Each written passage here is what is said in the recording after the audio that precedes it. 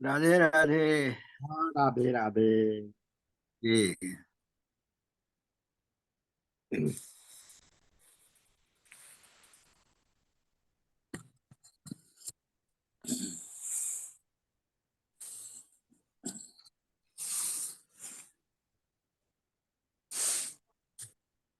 आज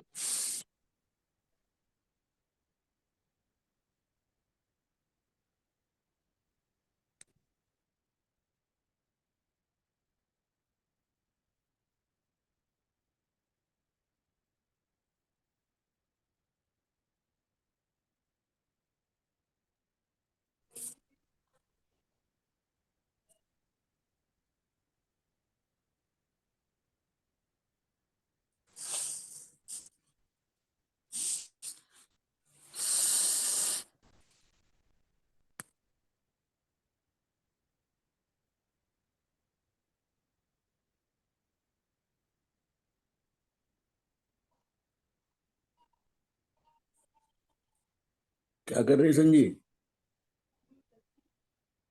क्या बना के दे आई हो उनको? दे दिया वो?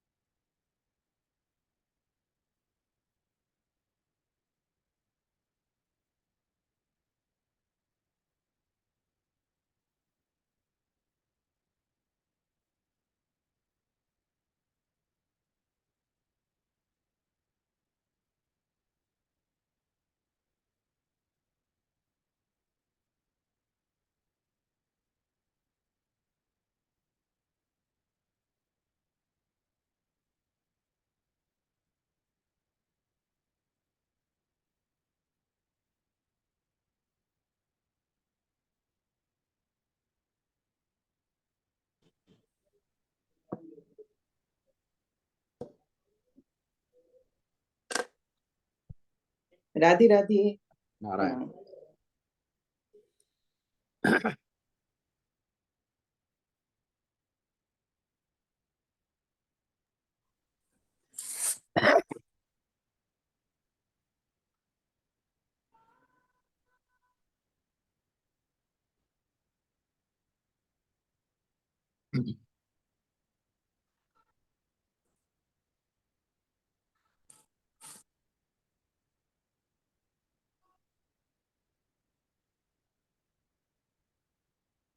दवाई कितने, 3 दिन की दी है?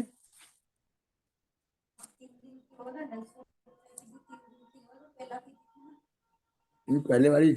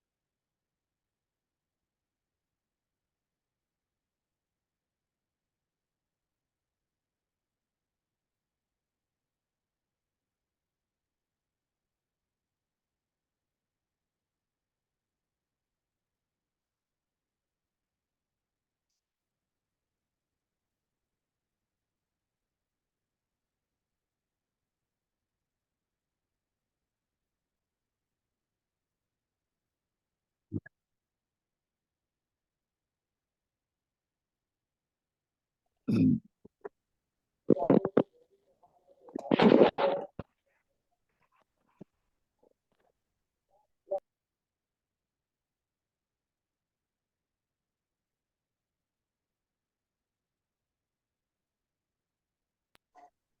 राधे भैया। राधे राधे राधे राधे।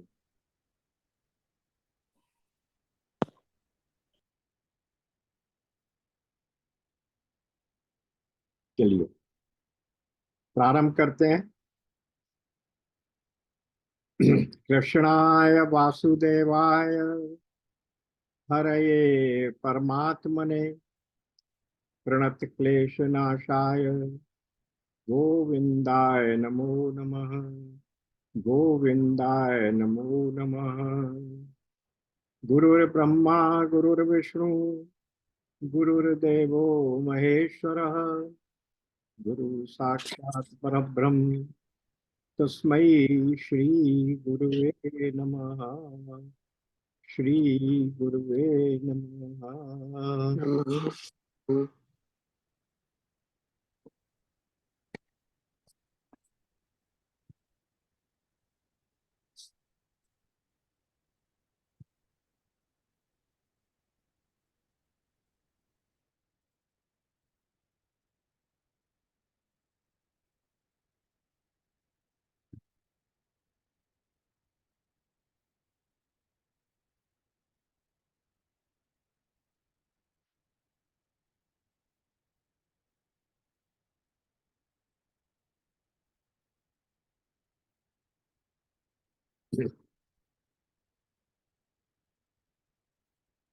कल के सत्र में हमने ईशावास उपनिषद का के 3 श्लोक 3 मंत्र 9, 10, 11 किए थे और 11वां मंत्र में ये बता दिया गया कि विद्या और अविद्या दोनों को ही साथ रखकर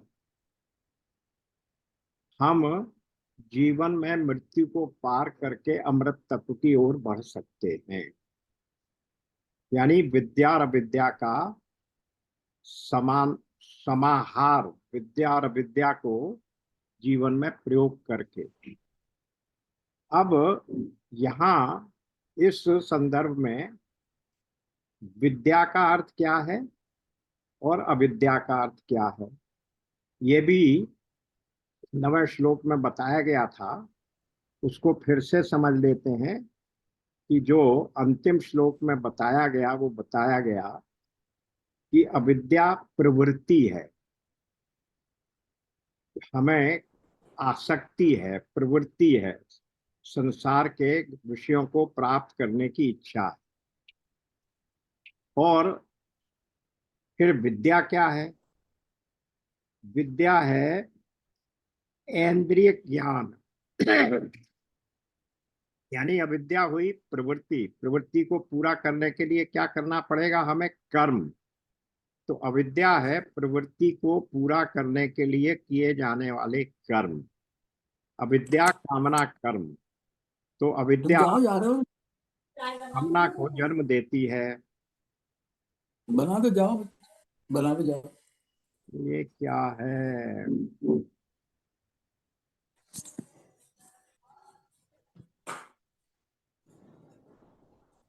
ये म्यूट नहीं हो रहे हैं। अकला प्रसाद अगर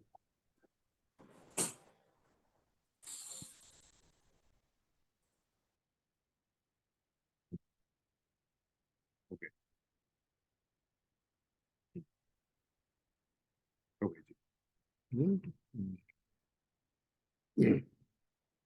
तो अविद्या को कर्म से क्यों बताया गया, अविद्या का द्वारा कर्म क्यों बताया गया? क्योंकि हम देख चुके हैं कि कर्मों का स्रोत क्या है? अविद्या, कामना और कर्म। ये बात बार बार आ चुकी है।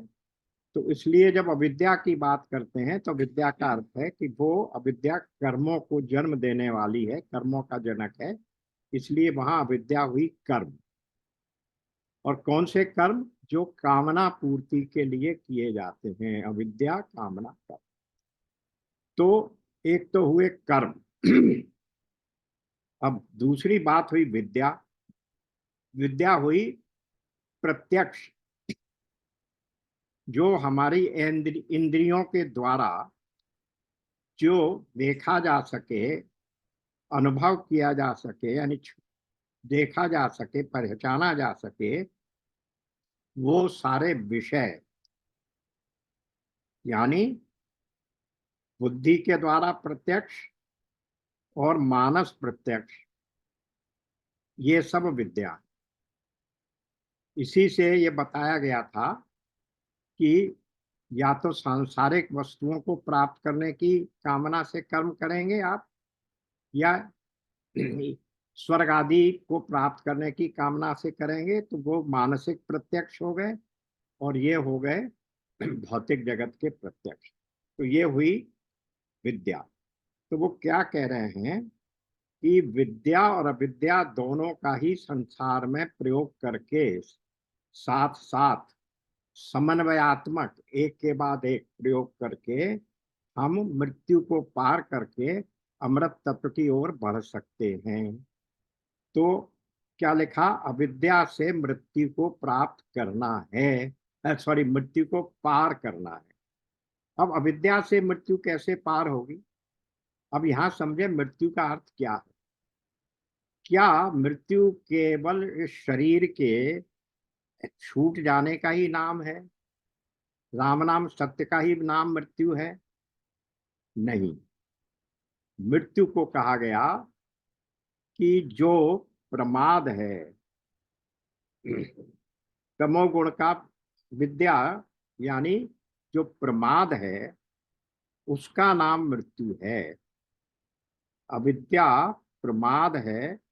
व्यवहार में मनुष्य की मृत्यु क्या है? प्रमाद है, यानी आलस्य मृत्यु है, प्रमाद मृत्यु है, कर्म को भूल जाना मृत्यु है। और जो करणीय कर्तव्य है, उस करणीय कर्तव्य को नहीं करना मृत्यु है। तो अगर हम कर्म में लगे रहेंगे तो हम इस प्रमाद में, आलस्य में, करणीय कर्तव्य को करने में कभी चूक नहीं करेंगे। इसलिए अविद्या के द्वारा मृत्यु को पार करने का अर्थ क्या हुआ कि निरंतर भगवत अर्थ, भगवत प्राप्ति के लिए कर्म करके, यज्ञार्थ कर्म करके।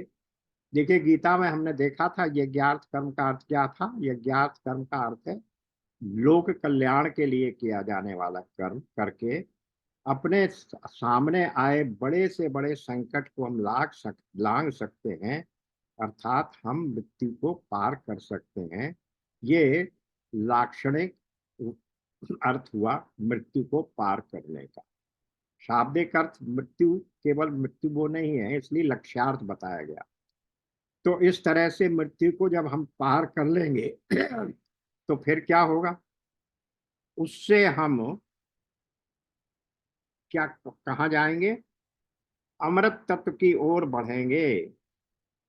कर्म के द्वारा जिसने इस प्रमाद को जीत लिया, आलस्य को जीत लिया, कर्तव्य कर्म करने में तत्पर हो गया, उस व्यक्ति को फिर अमृत तत्व की उपलब्धि के लिए वो आगे बढ़ जाता है। ज्ञानेन्द्रिय, मन तथा बुद्धि का उपयोग करके वो फिर अमृत तत्व को प्राप्त करने के लिए उस ओर बढ़ जाता है। ये इसका निष्कर्ष निकला। यानी क्या समझ निकला? अविद्या अर्थात कर्म से चरित्र की वृद्धि, और विद्या अर्थात ज्ञानेन्द्रियां, मन तथा बुद्धि की वृत्तियों से सद असत विवेक, उपासना, श्रवण, मनन द्वारा अंतःकरण की शुद्धि की उपलब्धि करके अमृत तत्व की ओर बढ़ता है। ये क्यों कहा जा रहा है? क्योंकि हम देख चुके हैं कि अमृत तत्व यानी मोक्ष को प्राप्त करने के लिए हमें ज्ञान की आवश्यकता है। और ज्ञान कब मिलता है? जब मल और विक्षेप दूर हो जाए, तब हमें ज्ञान को प्राप्त करने की क्षमता और उसको आत्मसात करने की क्षमता प्राप्त होती है।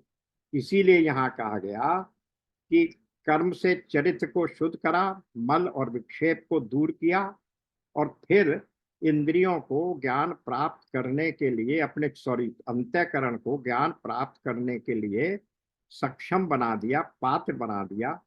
तब हम उसमें ज्ञान के द्वारा अमृत तत्व यानी मुक्ति को प्राप्त करने की ओर बढ़ते हैं। इस प्रकार मृत्यु का को जीतते हुए, मृत्यु के भय को जीतते हुए और कर्म करते हुए अंतःकरण की शुद्धि के लिए, अंतःकरण की शुद्धि के द्वारा, चरित्र शुद्धि, अंतःकरण शुद्धि के द्वारा ज्ञान की उपलब्धि करके हम अमृत तत्व की ओर बढ़ते हैं। इसलिए कर्म और ज्ञान दोनों को बताया गया, इनको यहाँ करना। अब यही बात दूसरे तरीके से आगे के 3 श्लोकों में बताई जा रही है। वो क्या है, फिर देखिए।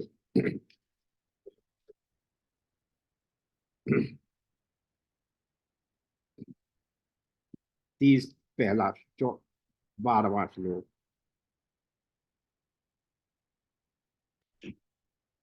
अंधम तमः प्रविशन्ति ये असंभूतिम उपासते ततो भूय एव ते तमो य उ संभूत्याम रताः। जो संभूति के, जो मानव, जो व्यक्ति असंभूति यानी अव्याकृत प्रकृति या कारण ब्रह्म की उपासना करते हैं, फिर वे अंधतम यानी अज्ञान रूप घोर अंधकार में प्रवेश करते हैं। इन श्लोकों की अगर रचना देखें तो बिल्कुल उसी तरीके से है जैसे पहले 3 श्लोकों में है।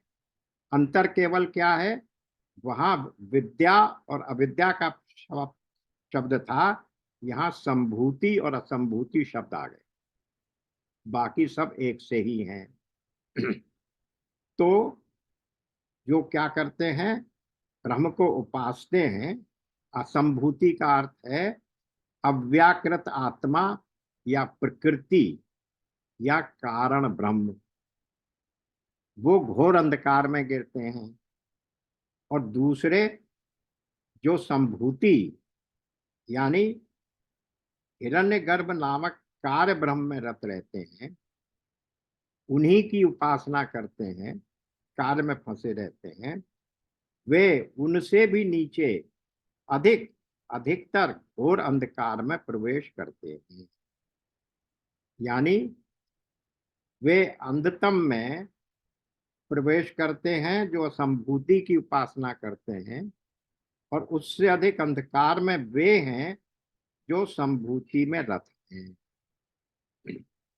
अब इनको व्याख्याकारों ने किस तरह बताया है उसे समझ, और संग संग आगे के भी पढ़ लेते क्योंकि वो तीनों फिर वहीं आ जाएंगे, हम वहीं की वहीं 13-14 तक। अब 13वां आ गया। जैसे वहां कहा गया था 10वें श्लोक में कि ये मैं अपनी तरफ से नहीं कह रहा हूं, ये मुझे धीर पुरुषों द्वारा परंपरागत प्राप्त हुआ है, उसी बात को यहाँ कह रहे हैं। कार्य ब्रह्म की उपासना से और ही फल बतलाया गया है तथा अव्यक्त उपासना से और ही फल बतलाया है, ऐसा हमने बुद्धिमानों से सुना है जिन्होंने हमारे प्रति उसकी व्याख्या की थी। तो संभूति अर्थात कार्य ब्रह्म से प्राप्त होने वाला ऐश्वर्य आदि फल, ये इसको यहाँ इसी रूप में, वहां पर केवल अंतर क्या था, वहां विद्या और अविद्या शब्द था, फिर यहाँ कह दिया संभूतिम च विनाशम च यस्तद्वेदो भयम सह विनाशेन मृत्युम तीत्वा संभूतिम आत्म अमृतम अश्नुते। जो संभूति और कार्य ब्रह्म इन दोनों को साथ साथ जानता है, वह कार्य ब्रह्म की उपासना से मृत्यु को पार करके, वहां क्या कहा था, अविद्या यानी कर्म की उपासना से मृत्यु को पार करके विद्या के द्वारा अमृतम अश्नुते, अमृत को प्राप्त करता है। यहाँ कह रहे हैं जो इन दोनों को साथ साथ जानता है वह कार्य ब्रह्म की उपासना से मृत्यु को पार करके संभूति के द्वारा प्रकृति स्वरूप अमृतत्व, प्रकृति लय स्वरूप, प्रकृति में लय हो जाना यानी शांति को प्राप्त कर लेना वाले अमरत्व को प्राप्त कर लेता है। तो तीनों की शब्द रचना, श्लोक रचना, वाक्य रचना सेम है, केवल यहाँ विद्या विद्या की जगह संभूति और संभूति यानी कार्य ब्रह्म और कारण ब्रह्म का रेफरेंस दिया गया है। अब उसको थोड़ा सा समझते हैं कि ऐसा क्यों किया गया। तो पहला जो हमने देखा, क्या हुआ, अंधतमः प्रविशन्ति, ये असंभूति। असंभूति का अर्थ क्या है? असंभूति का अर्थ है कारण ब्रह्म। कारण ब्रह्म का अर्थ शंकराचार्य जी ने बताया कि उस ब्रह्म से नहीं हो सकता जिसको हम कहते हैं केवल मात्र अद्वय ब्रह्म। यहाँ पर कारण ब्रह्म का अर्थ है वो अव्यक्त विद्या जिसके द्वारा, वो अव्यक्त प्रकृति जिसके द्वारा बाकी सारे संसार की रचना होती है, जिसको हम अपरा माया, भगवान की अपरा माया कहते हैं, 7वें चैप्टर में जिसको बताया, क्योंकि वो सारे संसार का कारण है। इसीलिए पूरे संसार को कार्य कारण जगत कहा जाता है, क्योंकि एक के बाद दूसरा अव्यक्त प्रकृति या मूल अव्यक्त या मूल प्रकृति, मूल प्रकृति से महत्तत्व, महत्तत्व से अहंकार और अहंकार से सूक्ष्म भूत और उन सूक्ष्म भूतों के विकारों से फिर स्थूल भूत और उन लोगों के विकारों से फिर हमारी 5 कर्मेंद्रियां, ज्ञानेंद्रियां इत्यादि इत्यादि सब पैदा हो। तो एक दूसरे का कारण है, इसलिए कार्य कारण। लेकिन इस महत्तत्व या इस अव्यक्त प्रकृति का कारण क्या है? वो अव्यक्त प्रकृति का कारण कोई नहीं है, क्योंकि अव्यक्त प्रकृति तो उस ब्रह्म की ही एक शक्ति है। 7वें अध्याय के 4थे श्लोक में क्या कहा गया कि मेरी 2 प्रकार की शक्तियां हैं, 2 प्रकार की माया है, एक अपरा माया है और एक परा माया है। पृथ्वी, जल, अग्नि, वायु, आकाश, मन, बुद्धि और अहंकार, इस प्रकार ये 8 प्रकार से विभाजित मेरी प्रकृति है, मेरी प्रकृति है। ये 8 प्रकार के भेदों वाली तो अपरा अर्थात मेरी जड़ प्रकृति है। और हे महाबाहो, इससे दूसरी को, जिससे संपूर्ण जगत धारण किया जाता है, मेरी जीव रूपा परा अर्थात चेतन प्रकृति जान। तो ये दोनों ही भगवान की शक्तियां, भगवान की माया, इसलिए उसका कोई फर्दर कारण नहीं है। सूर्य की अग्नि में, सूर्य की प्रकाश में, सूर्य की रश्मि में 2 नहीं है, वो एक ही है। अग्नि और उसकी दाहकता 2 नहीं है, एक ही है। इसी प्रकार ब्रह्म और ब्रह्म की माया, ब्रह्म की अपरा प्रकृति, ये 2 नहीं है, एक ही है। इसलिए वो कह रहे हैं कि वो यहाँ पर ब्रह्म की बात नहीं हो रही है, शंकराचार्य जी का इंटरप्रिटेशन है, बल्कि ये उस अपरा प्रकृति, अव्यक्त प्रकृति की बात हो रही है, जो बाकी सबका कारण है लेकिन उसका कोई कारण नहीं है। तो ये हुआ, इसको उन्होंने कह दिया कारण ब्रह्म।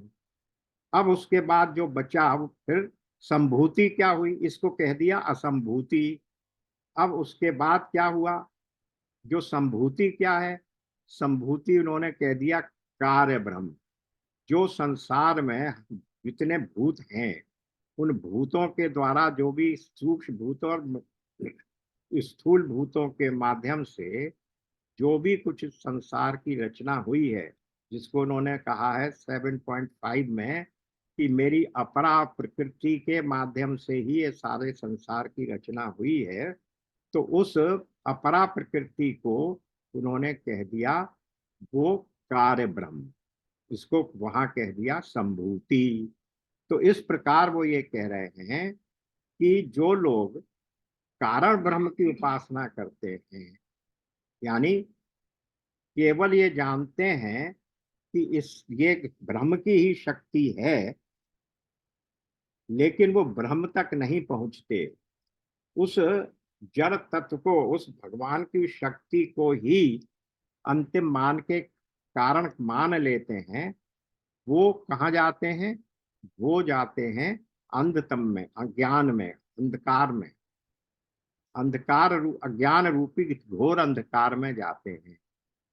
लेकिन जो इसके बियॉन्ड कार्य ब्रह्म को ही सब कुछ मान लेते हैं, वहां तक भी नहीं पहुंचते, कारण ब्रह्म को समझते ही नहीं है, वे क्या करते हैं?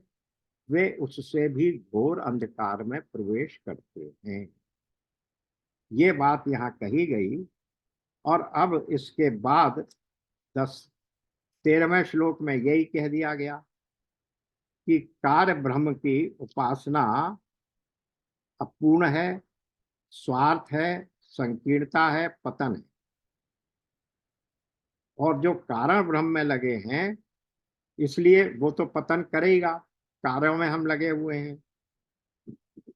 कारण ब्रह्म में लगे हैं, वे भी अंधतम में ही प्रवेश करते हैं, क्योंकि कारण ब्रह्म में लगे रहने के बाद भी वो अभी तक ब्रह्म तक नहीं पहुंचे, वे उसी को सब कुछ समझ रहे हैं, इसलिए वो भी अंधतम में ही, अज्ञान में ही है, अंधकार में ही है।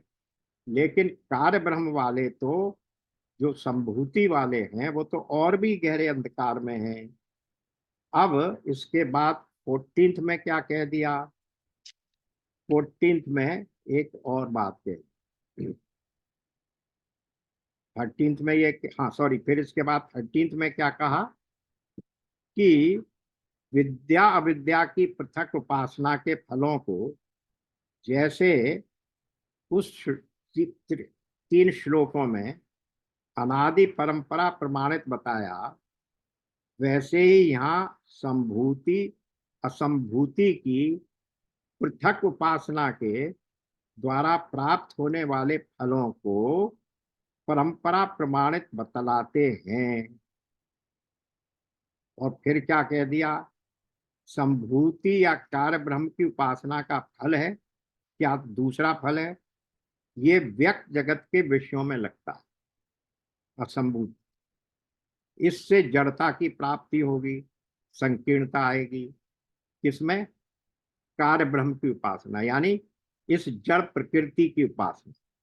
और असंभूति या कारण ब्रह्म की उपासना का फल क्या है? इससे बौद्धिक तर्कवादिता बढ़ेगी। लेकिन जो कारण ब्रह्म की उपासना में रत रहेगा, वो भी अंधकार में जाएगा, केवल कारण ब्रह्म की उपासना में रत रहेगा। और जो केवल कार्य ब्रह्म की उपासना में रत रहेगा, वो उससे भी घोर अंधकार में जाएगा। तो फिर क्या करना? इसलिए वो समन्वयात्मक श्लोक 14वें अध्याय में, 14वें श्लोक में आ गया।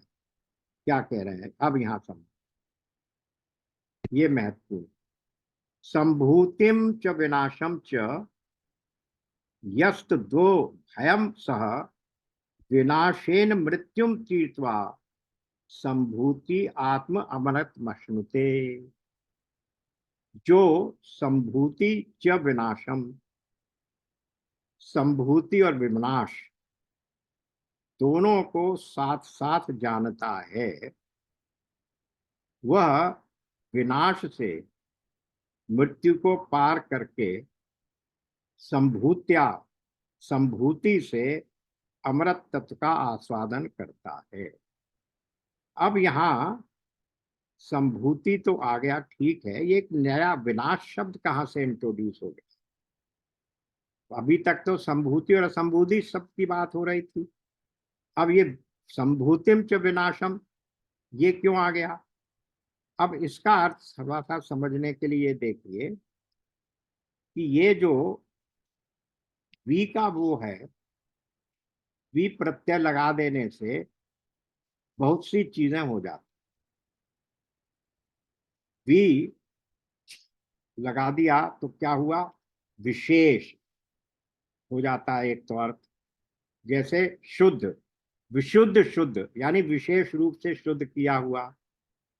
दूसरा अर्थ हो जाता है वी लगा देने से कि उसका विरुद्ध गुण वाला, जैसे विमल, विमल का अर्थ हुआ जिसमें मल नहीं है। इसका अर्थ ये नहीं विशेष रूप से शुद्ध किया हुआ मल। विमल के लगा देने से क्या हो जाएगा? जिसमें मल बिल्कुल नहीं है। तो इसी तरीके से जब नाश के पहले वी लगा दिया तो उसका अर्थ विनाश नहीं हुआ, उसका अर्थ हुआ जो नाश रहित है। जैसे विमल में मल रहित है, वी लगा देने से हो गया। इसी तरीके से नाश में विनाशम कह देने का अर्थ हो गया जो नाश रहित है, जिसका नाश नहीं किया जा सकता।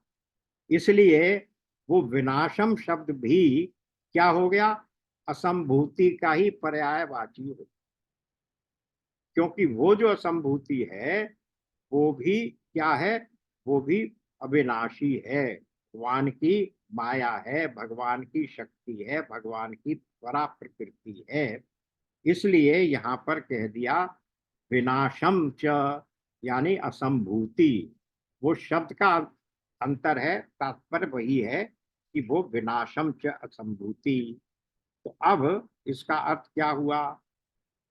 इसका अर्थ ये हुआ कि संभूति च विनाशम च, संभूति और विनाश, विनाश माने असंभूति, जो जैसा मैंने अभी कहा वी लगा देने का अर्थ हुआ नाश रहित।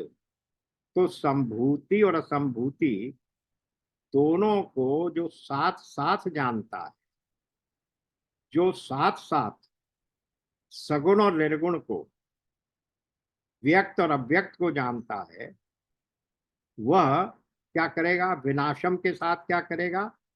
विनाशम मृत्यु तीत्वा, विनाशेन मृत्युम तीत्वा, वो अव्यक्त निराकार निर्गुण के द्वारा मृत्यु के भय को जीत लेता है। कैसे जीत लेता है?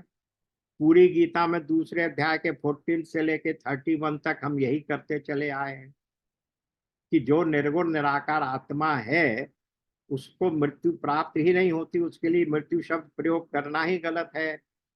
मृत्यु क्या है? केवल रूपांतर मात्र है, रूप बदल जाएगा। तो फिर इससे डरना क्या? मृत्यु के भय को जीत लेना, मृत्यु को जीत लेना है। इसलिए निर्गुण निराकार में हम स्थित रहेंगे तो इसका अर्थ ये हो गया कि हमने मृत्यु को जीत लिया, क्योंकि हमें ये बात आ गई कि इसका तो कोई नाश कर ही नहीं सकता, ये तो सत तत्व है। लिहाजा हमने मृत्यु को जीत लिया। हम सदा थे ना सतो विद्यते भावो, ना भावो विद्यते सतः। असत वस्तु का कभी भाव नहीं है और सत की कभी अभाव नहीं है। तो इसलिए हम सच्चिदानंद और सत स्वरूप के अर्थ में हम मृत्यु से बड़े हो गए। तो क्या हुआ? विनाश के बोध से, यानी असंभूति के विरोध से हम नाश रहित अनश्वर हैं, शाश्वत हैं, इस बोध से हमने मृत्यु के भय का अतिक्रमण कर लिया। अब संभूत्या अमृतम अश्नुते, अब यहाँ फिर संभूति से अमृत की प्राप्ति कैसे हुई? उस सगुण साकार के मधुर रस के आनंद से। सगुण साकार में तो मधुरता है, भक्ति है, पूजा है, उपासना है, उनके गुणों का, उनकी रूप राशि का अनुभव करना, उनको देखना, इस सब में रस ही है। तो सगुण साकार के मधुर रस के आनंद का उपभोग करना मानो अमृत तत्व की प्राप्ति कर लेना है। यानी दार्शनिक भूमिका पर इस प्रकार से उपास्य, जो हमारा उपास्य है, जो निर्गुण ब्रह्म है, उसको इस क्रम से प्राप्त कर लेने की बात बहुत संगत लगती है। और इस प्रकार से जो और अर्थ दिए गए हैं असंभूति और विनाश इत्यादि के, उनको छोड़कर सीधे सीधे विनाश का अर्थ नाश रहित करने से ये सीधा अर्थ निकलता है। उसके अनुसार वो मृत्यु को पार कर लेता है और उस सगुण साकार के पूजा के, उसकी उपासना के मधुर रस रूपी अमृत का पान करता है। यानी सगुण और निर्गुण के दोनों का सामंजस्य, उन दोनों में उन दोनों की एक साथ एकता बता दी गई, समुच्चय जिसको कहा गया था, ये दोनों साथ साथ रह सकते। गोस्वामी जी ने भी यही कहा था ना कि अगुण सगुण नहीं कछु भेदा। जब हम लोग कर रहे थे, लक्ष्मण जी उनको शिक्षा दे रहे थे, सॉरी शिव जी शिक्षा दे रहे थे उमा जी को, अगुण सगुण नहीं कछु भेदा। वही बात है। जैसे, और क्या उदाहरण दिया था उन्होंने कि भाप में और पानी में और ओले में कोई अंतर नहीं है, एक ही रूप है। नीचे जल था, ऊपर हिम था, एक सजल था एक सघन, एक तत्व की ही प्रधानता, कहो उसे जड़ या चेतन, कहो उसे अगुण या सगुण। वही बात यहाँ भी आ गई। इसलिए इन दोनों में कोई अंतर नहीं है। इस प्रकार से इन 6 श्लोकों के माध्यम से, 6 मंत्रों के माध्यम से उन्होंने हमें बता दिया कि उस ब्रह्म के जिसके बारे में 8 मंत्रों तक बताया गया था। क्या बताया गया था? ईशावास्यम इदम सर्वम जगत्याम जगत, सारा संसार उससे आच्छादनीय है, उसको ही प्राप्त करो। तेन त्यक्तेन भंजी था माग्रध कस्य सिद्धनम, फिर तदे जति तन्ने जति अनेज देकम, यानी सारे गुण बताए गए थे। उसी ब्रह्म को प्राप्त करने के ये जो माध्यम बताए इन 6 मंत्रों में, उनको तरीके बताए, उनको पूरा करके अब अगले 3 मंत्र और आ रहे हैं, बिगिनिंग फ्रॉम 15, 16, 17। वो कुछ लोग उसको कहते हैं, वो उपवास स्तुति के मंत्र हैं, भगवान की प्रार्थना के मंत्र हैं। अब हम पहले 15 में प्रवेश कर लेते हैं, फिर देखते हैं उनका अर्थ क्या बनता है। 15वां श्लोक बहुत ही अच्छा श्लोक है, मगर बहुत गूढ़ है दोनों प्रकार से। भक्ति भक्ति योग वालों की तरफ से भी इसका इंटरप्रिटेशन किया जा सकता है, और निर्गुण निराकार ज्ञानियों की ओर से, वेदांतवादियों की ओर से भी इसका इंटरप्रिटेशन किया गया है। तो भगवान शंकराचार्य ने तो वेदांत के हिसाब से ही किया है, और दूसरे लोगों ने भक्ति के हिसाब से किया है। तो पर पहले अर्थ देख लेते हैं, फिर इंटरप्रिटेशन तो शाब्दिक अर्थ देखते हैं। हिरण्यमयेन पात्रेण, हिरण्यमयेन पात्रेण सत्यस्य मुखम अपहितम, सत्यस्य सत्यस्य मुखम अपहितम। हिरण्यमयेन, हिरण्यमयेन पात्रे, हिरण्य किसको कहते हैं?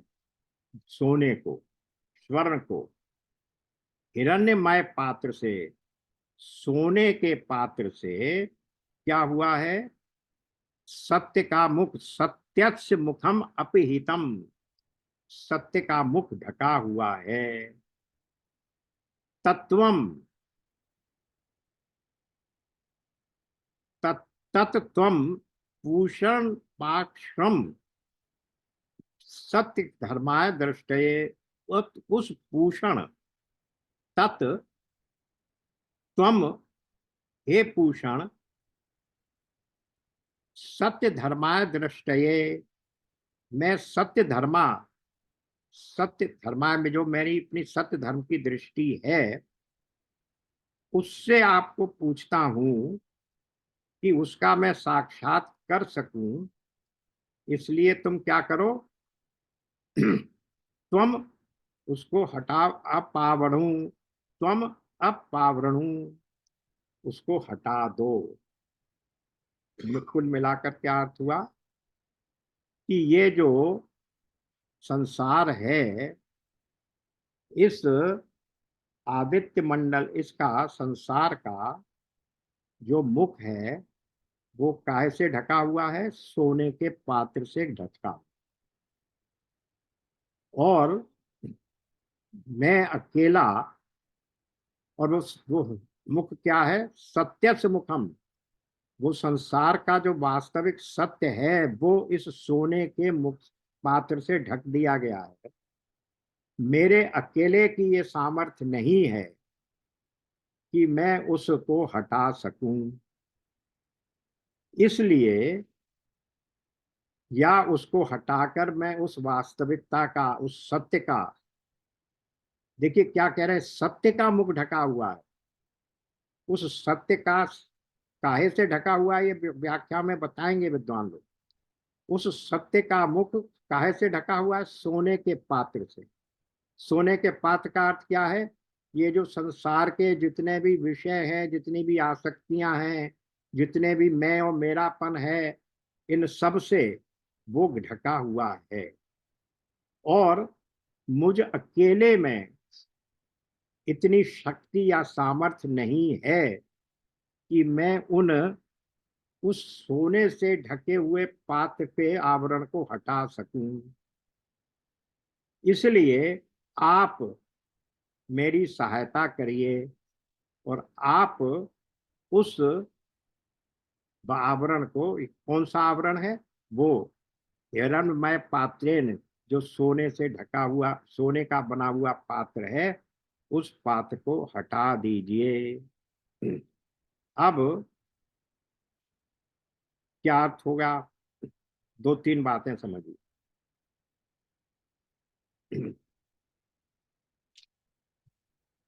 ये हिरण्यमय पात्र है,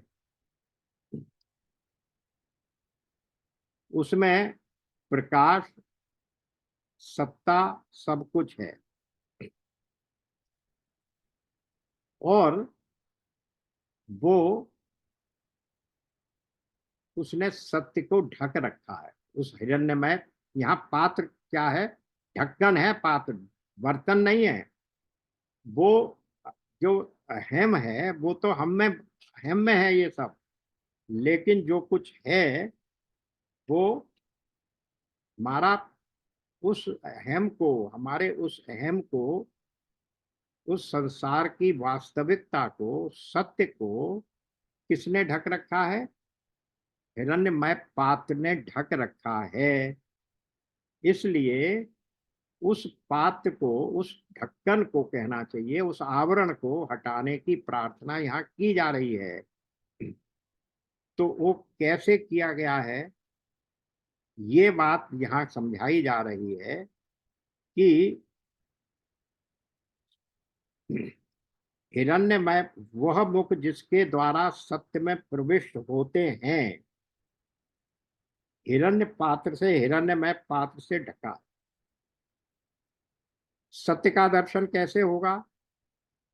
सत्य के दर्शन के लिए हम लोग देख रहे हैं क्या, वही साधन चतुष्टय के द्वारा ही हम सत्य का दर्शन कर पाते हैं।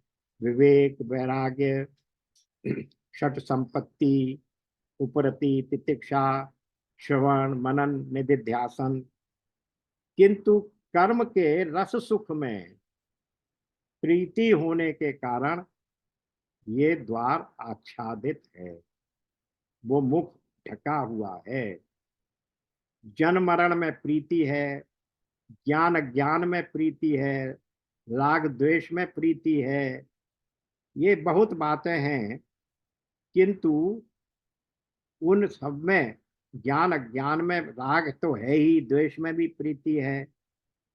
तो इस प्रकार ये जो भोगा शक्ति है, आनंद की दृष्टि से, विज्ञान की, चित्त की दृष्टि से, ये सत्य के मुख पर ढक्कन है।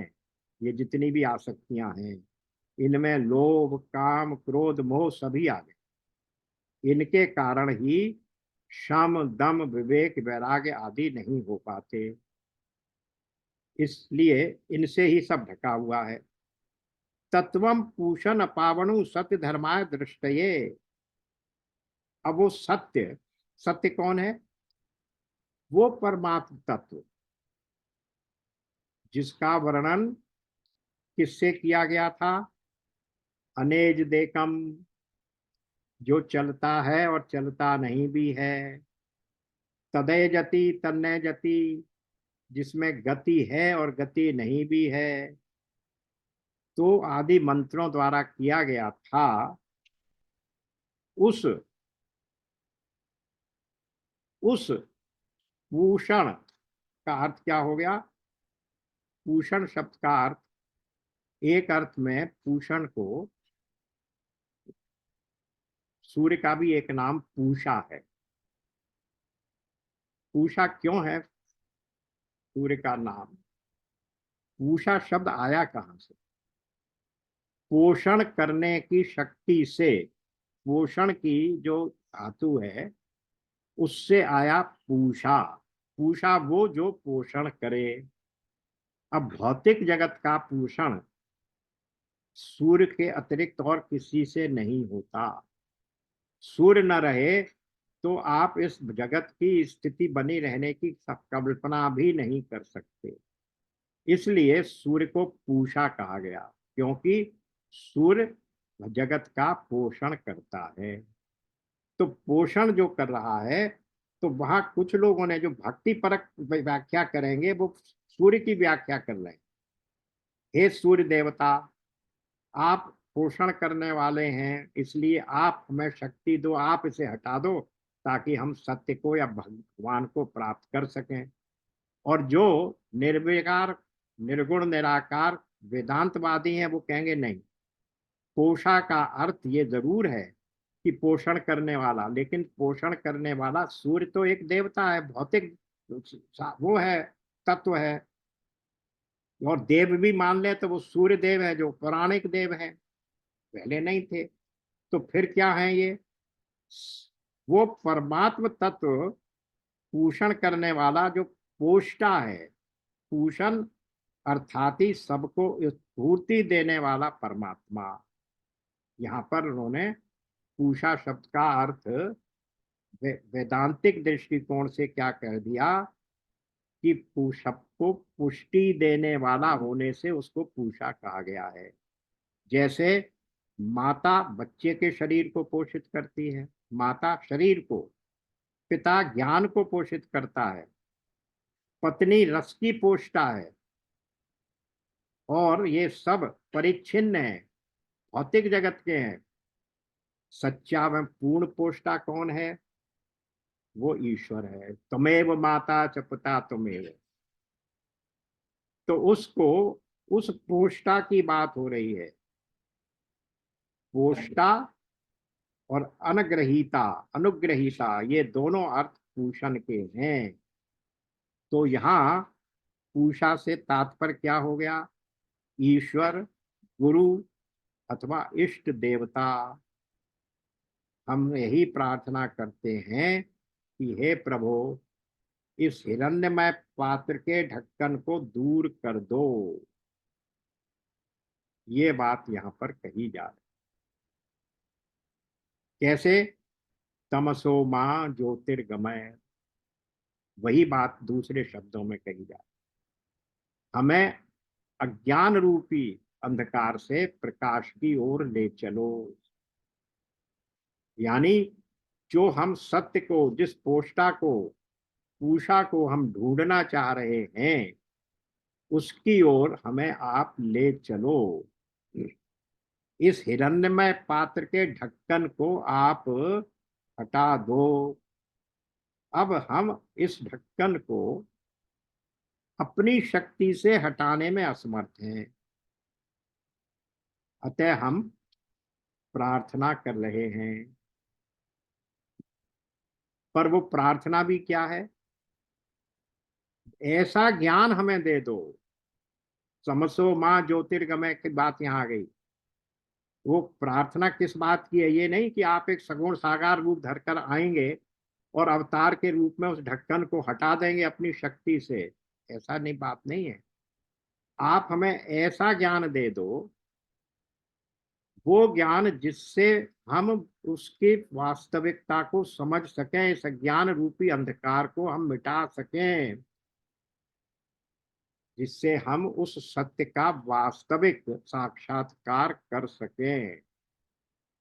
इस श्लोक के द्वारा ये कहा जाए, पूषा का अर्थ ये है। और प्रयोजन क्या है,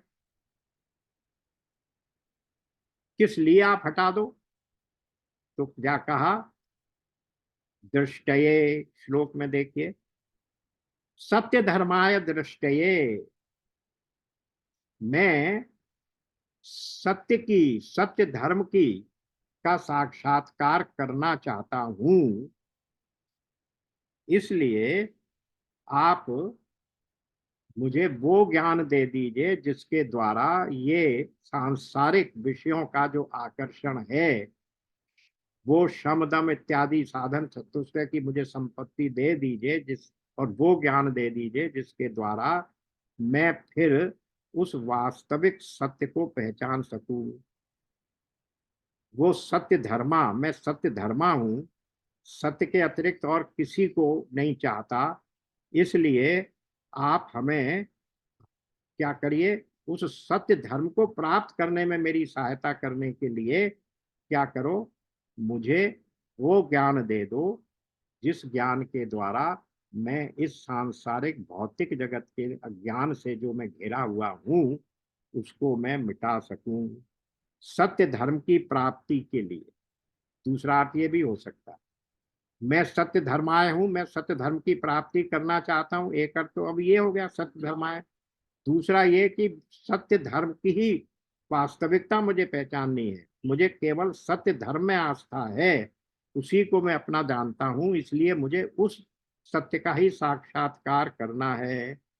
और ये भी हो सकता है कि सत्य स्वरूप, आनंद स्वरूप, ज्ञान स्वरूप, सच्चिदानंद घन परमात्मा की प्राप्ति के लिए हे पूषण उस हिरण्यमय ढक्कन को हटा दो।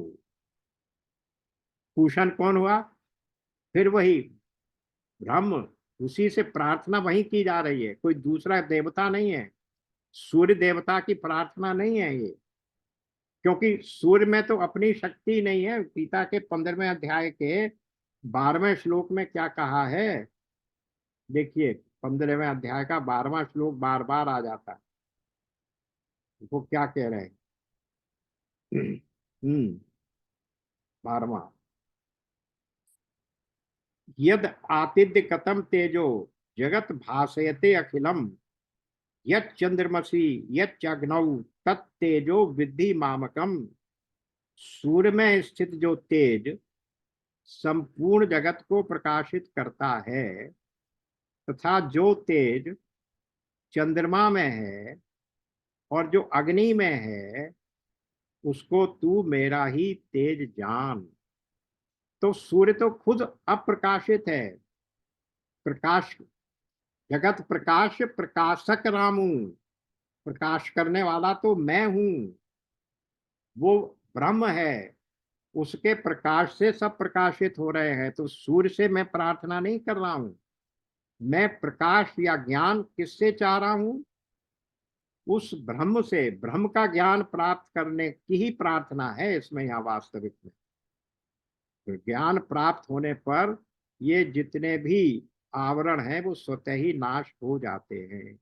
जब हम बात करते हैं मल विक्षेप और आवरण की, तो आवरण कैसे समाप्त होता है, मल तो चला गया किससे, निष्काम कर्म करने से, विक्षेप चला गया काहे से, स्वाध्याय करने से, अब आवरण रह गया।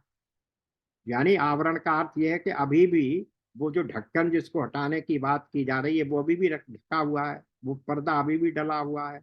तो ब्रह्म से मैं एकात्मता कैसे पैदा करूं, तो उसके साथ एकात्मता प्राप्त करने के लिए उस आवरण का भी हटना जरूरी। तो वह ज्ञान का पर्दा है, वो जो आवरण है वो और कुछ नहीं है, अज्ञान का पर्दा है, उस अज्ञान का हटते ही फिर मुझ में और उसमें कोई भेद नहीं रहता। आत्म ब्रह्म आत्म ऐक्य बोध का ही हटना, प्राप्त होना ही उस आवरण का हटना है। इसलिए उस ज्ञान की प्राप्ति के लिए प्रार्थना की जा रही है, तमसो मां ज्योतिर्गमय, जिससे मैं आपके उस स्वरूप का ध्यान कर सकूं, उस स्वरूप के साथ एकात्मता, आइडेंटिटी प्राप्त कर सकूं, जिसके बारे में पिछले तीसरे चौथे पांचवें छठे श्लोकों में जिसका वर्णन किया गया है कि वो न चलता है फिर भी सब जगह व्याप्त है, न चलते हुए भी चलता है, दूर होते हुए भी पास में है, जिसको फिर क्या कहा, सर्वत्र व्याप्त है, अनेज देखम, न वो हिलता भी नहीं है पर फिर भी हिलता है, इत्यादि गुणों से पूरा, और जो सारे विश्व को व्याप्त किए हुए है, जैसे आपके शरीर पर ओढ़ा हुआ गाउन पूरे शरीर को व्याप्त कर लेता है, इसी तरीके से वो क्या है, आच्छादित किए हुए उस ईश्वर, ईशावासितम, वो सबको आच्छादित किए हुए है, उस ईश्वर से ही ये प्रार्थना की जा रही है कि मेरे इस अज्ञान को हटाकर आप मुझे अपना दर्शन करा दो। ये यहाँ प्रार्थना की बात हो रही। अब इसको अगर भक्ति परक भी मान लें तो भी बात वही है कि भगवान से ही व्यक्ति अपनी असमर्थता प्रेषित करते हुए ये कह रहा है कि मुझे ज्ञान दे दो, जिस ज्ञान के द्वारा मैं इस हिरण्यमय पात्र, हिरण्यमय क्यों कहा जा रहा है, सोना और क्या है, तमाम दुनिया भर के जितने भी आकर्षण हैं उन सब का प्रतीक है। तो इन आकर्षणों से भरे हुए संसार में ये जो पात्र है, इसके भीतर सत्य छिपा हुआ है और उस सत्य के ऊपर भी ढक्कन आवरण लगा हुआ है। तो उस सत्य को, उस ब्रह्म को ढूंढने के लिए मुझे क्या चाहिए, ज्ञान चाहिए, क्योंकि वो आवरण और किसी तरीके से भस्म भंग नहीं हो सकता। ऋते ज्ञानान न मुक्ति, ज्ञान के बिना मुक्ति नहीं हो सकती। इसलिए उस ज्ञान को प्राप्त करने की प्रार्थना की जा रही है ब्रह्म से, या किसी भी रूप में आप मान लीजिए उस प्रकार से। तो ये भी श्लोक हो गया। अभी 2 श्लोक और रह गए हैं, 16 17 18, इनको नेक्स्ट सेशन में लेंगे और इसके बाद ये उपनिषद पूरा हो जाएगा। ये केवल 18 श्लोकों का उपनिषद है। आज इसको यहीं प्रणाम करते हैं, विराम देते हैं। ओम पूर्णमदः पूर्णमिदं पूर्णात् पूर्णमुदच्यते पूर्णस्य पूर्णमादाय पूर्णमेवावशिष्यते। ओम शांति शांति शांति। नारायण नारायण। राधे नारायण नारायण। सबको नमस्कार। राधे राधे। राधे राधे। नमस्कार भाई साहब। नमस्कार।